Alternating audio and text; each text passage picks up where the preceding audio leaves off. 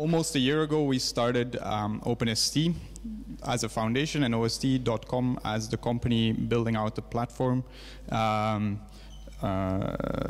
the question that we started a year ago was, we were looking at Ethereum and there was a lot of sudden interest, but we wanted to ask, what is the missing technology to connect Ethereum to existing user platforms?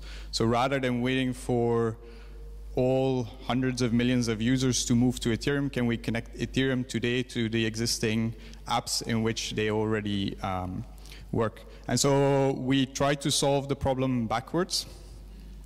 And so the core question that we tried to ask, let me go back one slide, is how do we tokenize existing apps? Right? So what does it mean to tokenize apps, and what's the value for that?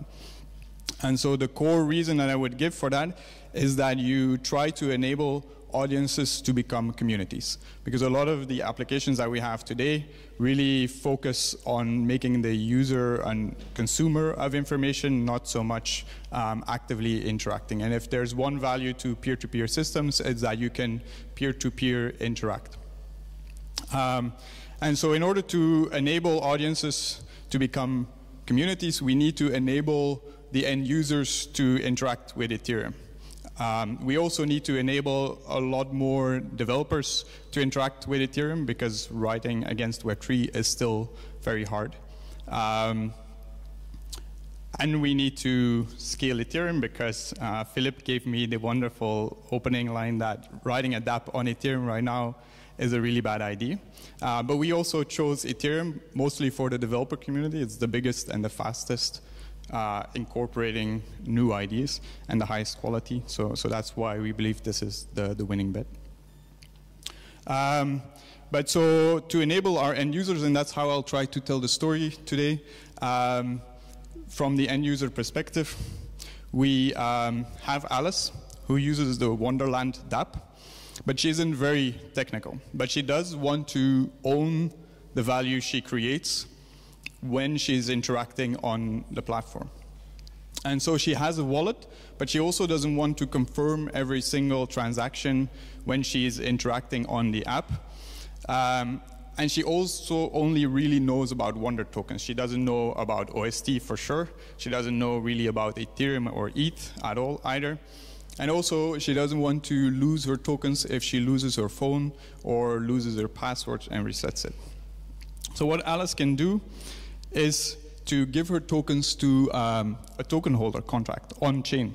And so from her wallet, she can be the owner of that contract, and her wallet keys don't own any of the tokens. And so we've incorporated and evaluated the EIP 1077, which some people might know, introduces concept of executable transactions and tries to also address this end user problem.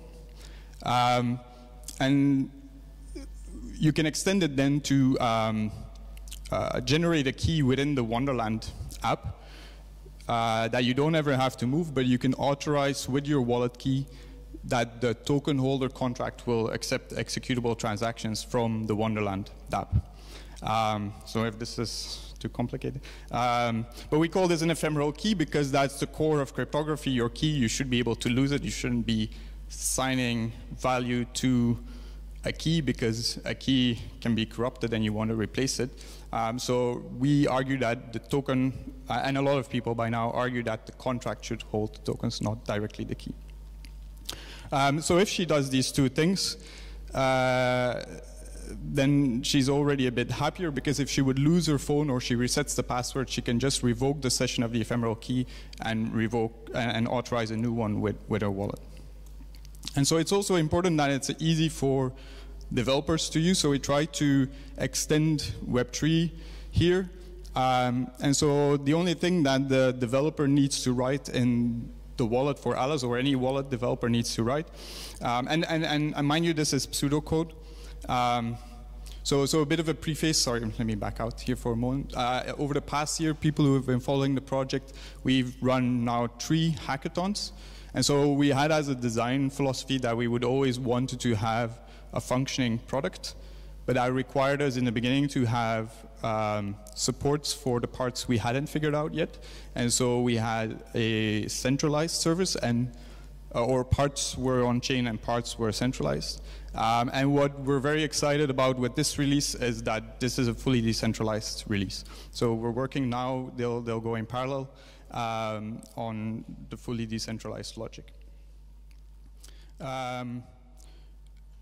But for the developer, it's very important that it's easy to write, and so he can just follow the normal Web3 logic and just needs to provide Alice's address to be able to authorize the session with the wallet signing key. And then from the dApp, the only thing he needs to write to generate any executable transaction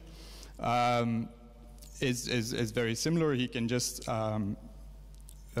formulate an arbitrary executable transaction and send that. But that is still too complicated.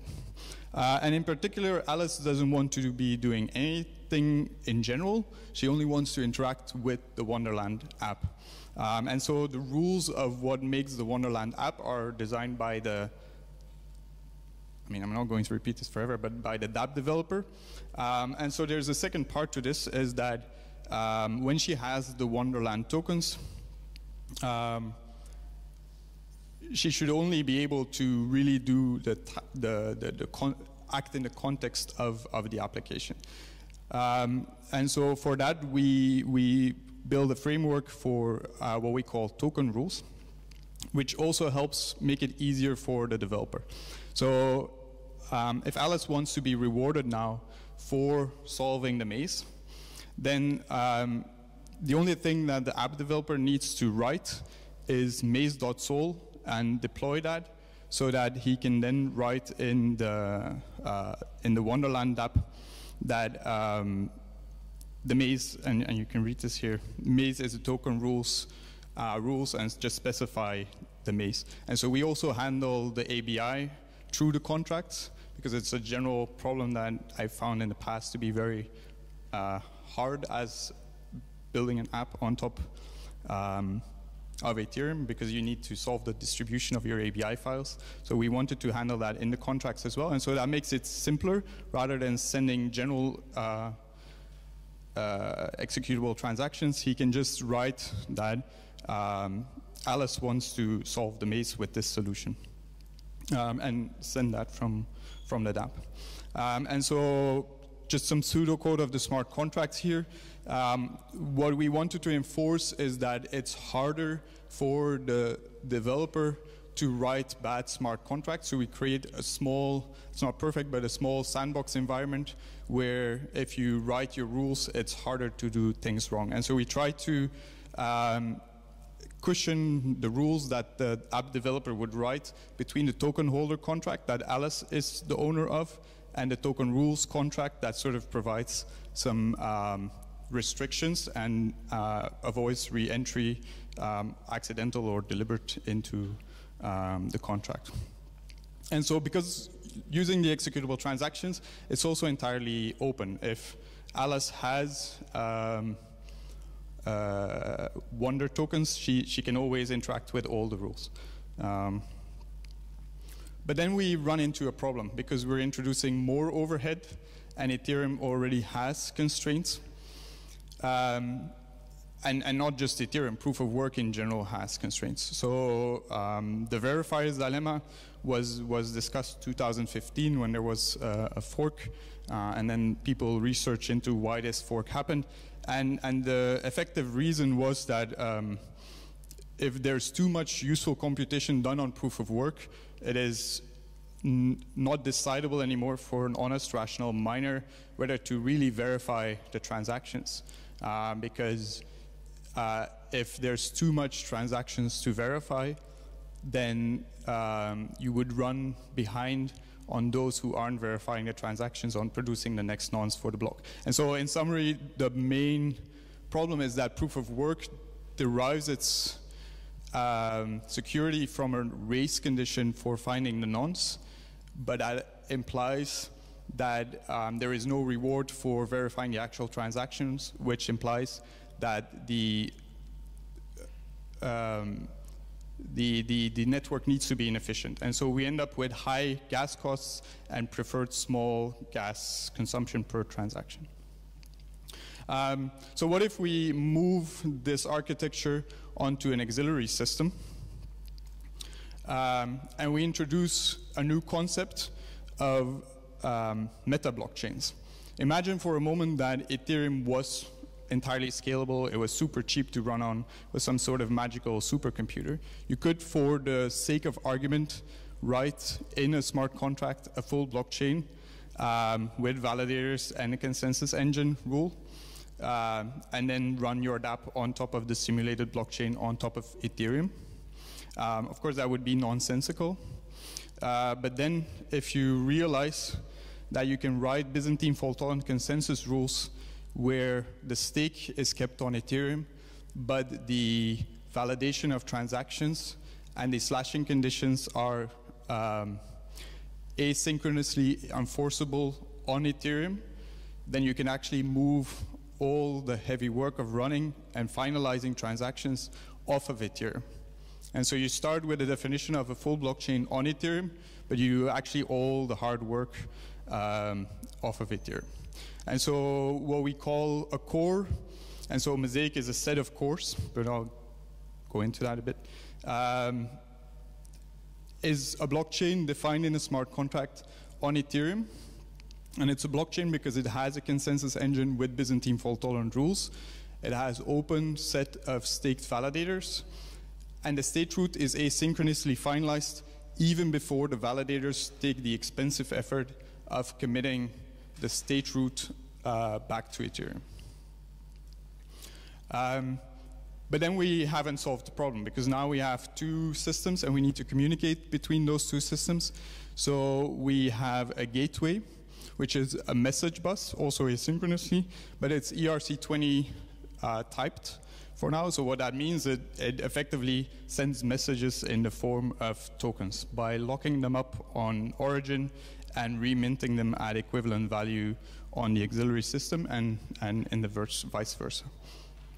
And so the gateway consumes the committed state root from the blockchain on either side. And then we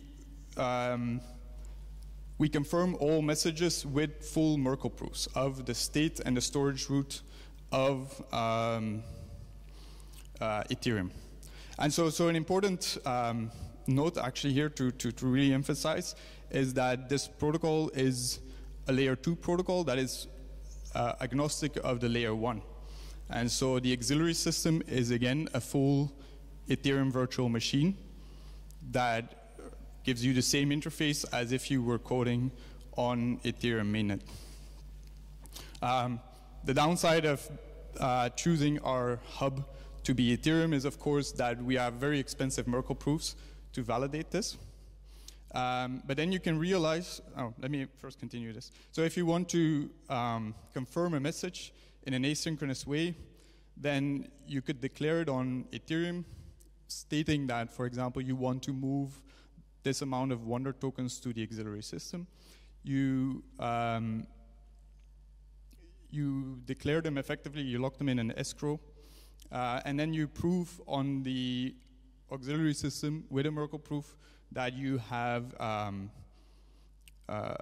done this, but then they're also minted into an escrow, so you need to prove with a Merkle proof that you've confirmed them on the auxiliary system to permanently lock your tokens on origin, and then you need to, because you want to have the resulting tokens on the auxiliary system, you need to, with a Merkle proof again, prove that you've progressed them on origin. So this is a very expensive, very slow process, but it is the logical foundation, because now also Alice will never want to do this, right? Remember, we're talking about Alice here, but she can actually introduce a reward for what we call a facilitator, and she can sign an executable message that she wants to reward some fee to whomever does this process. But this is still an expensive process, even if you know how to do it as a node, as a facilitator. And we actually only need one Merkle proof, because the facilitator can introduce a hash lock, which is sufficient to be confirmed on the target system. And then when the hash lock is revealed on either side, that can progress much cheaper the message confirmation and progression on both sides. There's some additional logic that if the facilitator would die before the secret is revealed, then she has to revert back to doing the full Merkle proofs, or if she wants to revert, then you can sign a revert message, and that's also, I mean, it's just a lot more slides. So it's also implemented in the code actually for this part.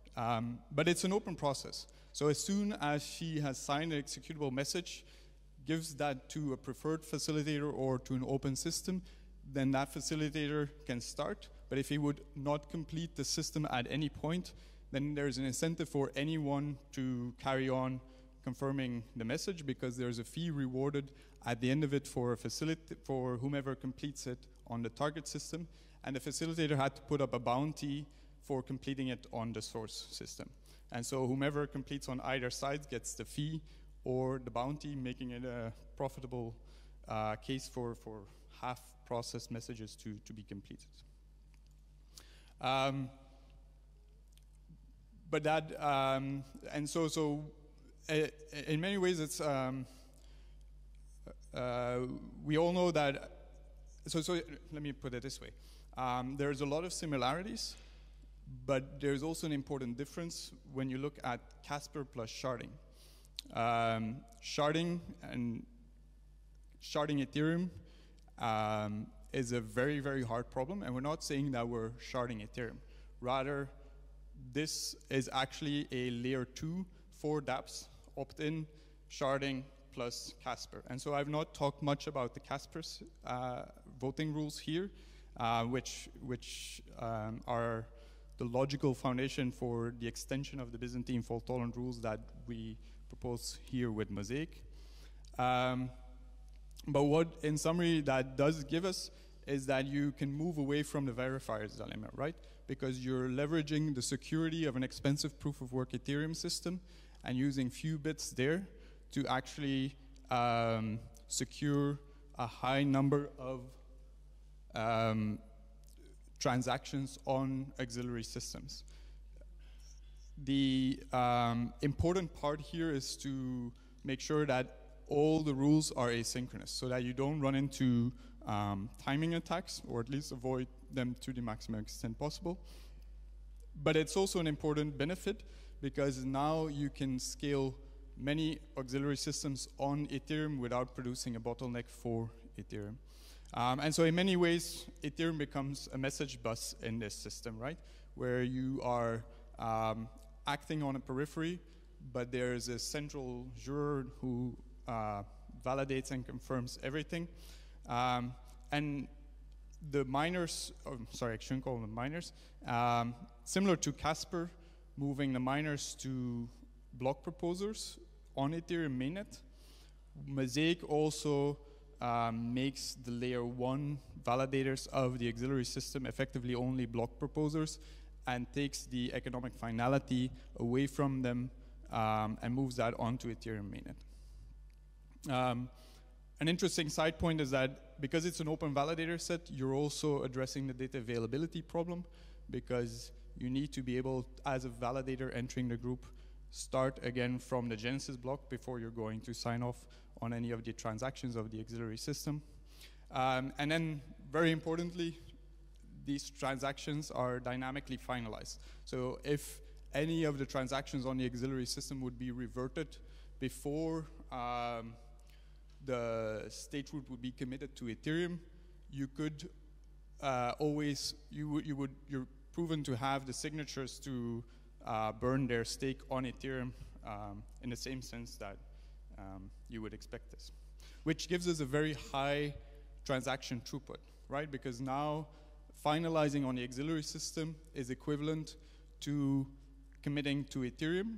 And so if we assume that one auxiliary system can run at 400 transactions per second, then if we are not synchronously bound to committing to Ethereum, we can have a large number of these auxiliary systems, depending on Ethereum for their security. And so we are confident with, say, do my math here, let's say 10 or 100, then you're very quickly at 10,000 transactions per second finalized on Ethereum. Because you're effectively coarse graining with the state root what is committed onto Ethereum. And lastly, so there are new gas markets introduced, right? So we try to be very conservative in what we introduce. We know that a gas market price for Ethereum works, given that it's proof of work, and so there's a high gas price, requiring it to be inefficient. But the layer 2 Mosaic validators are rewarded only, I want to say collaboratively, but switch to collectively, for validating the transactions, for verifying transactions. So the gas price is assumed to be much lower, well, per argument of Jason Teutsch, hopefully. But also the layer 1 validators of the auxiliary system are being paid in gas consumed for these transactions. And so you have the interplay of 3 gas markets that will be very interesting to see. So that's definitely something that we're also still working on. We figured out the proofs, we figured out the first implementations, but it will be interesting to see this dynamically play out. And so any help with that, also evaluating the costs for slashing certain edge cases is much appreciated. But wrapping it back up to Alice, it's also important that this system is usable, right? And so she actually doesn't have to follow any of the auxiliary systems. She doesn't have to follow Ethereum itself either. She doesn't have to hire some watchers to watch this auxiliary system, because she can do everything over executable transactions and hand them off to open groups of nodes that will carry out the work for her, and her contract is the one that will settle all the payments for the actions she has signed from wallets or from apps. And including moving in and out of the auxiliary systems, which of course we will abstract for Alice. But and very importantly also, because we are committing, we're always at any point able to commit any of the finalized state of the auxiliary system as a committed state on Ethereum.